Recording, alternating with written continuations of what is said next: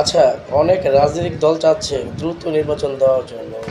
কেন এটা চাচ্ছে না আমি যেটা একটু বুঝলাম এই কয়েক থেকে। যদি ইউনিট সরকার দেশের অনেক বেশি সেবামূলক কার্যক্রম অ্যাক্টিভ করে ফেলে এবং পাশাপাশি দেশের প্রচুর পরিমাণ উন্নত করে থাকে, তখন জনগণ আলটিমেটলি ইউনিট সরকারকে চাবে, ভোটবিহীনভাবে চাবে, যেটা রাজনৈতিক দলগুলোর কাছে ভালো লাগবে না। আর আরেকটা ব্যাপার হলো যে যদি সবাই ঋণ সরকারকে চায় তখন মানুষ ভোট বিমুখ হয়ে যাবে।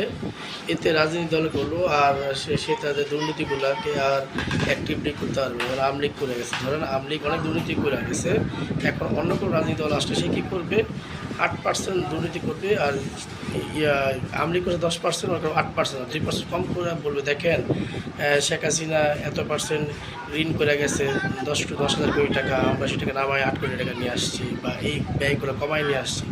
দেখা গেলো যে ওই ব্যয়গুলো হওয়ার কথা ছিল 2 কোটি টাকা, সেখানে তারা ওখানে 8 কোটি টাকা দেখা যাচ্ছে, আর শেখ হাসিনা দেখা 10 কোটি টাকা। তখন জনগণকে বোঝানো হইব যে ওরা 10 কোটি করছে, আমরা 8 কোটিতে কাজটা সেরে ফেলতেছি।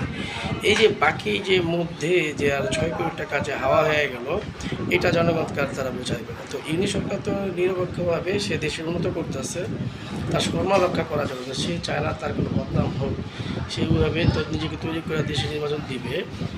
আর এইটার জন্যই রাজনৈতিক দল চাচ্ছে না সে যেন উন্নত না করে। উন্নত করলে তো আসলে পাবলিকে বোঝা যাইব যে এত টাকার খরচ কীভাবে এত বেশি হয়েছিল আগে।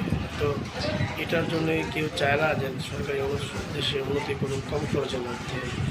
ধন্যবাদ সবাইকে। যদি আমার ভিডিওটা ভালো লাগে তাহলে আপনি চ্যানেল শেয়ার করতে পারেন, না শেয়ার কোনো সমস্যা নেই, বাট আমার কথা যদি ভুল থেকে থাকে অবশ্যই এটা কমেন্টে জানাবেন। ধন্যবাদ আপনাকে, আপনাদের সবাইকে।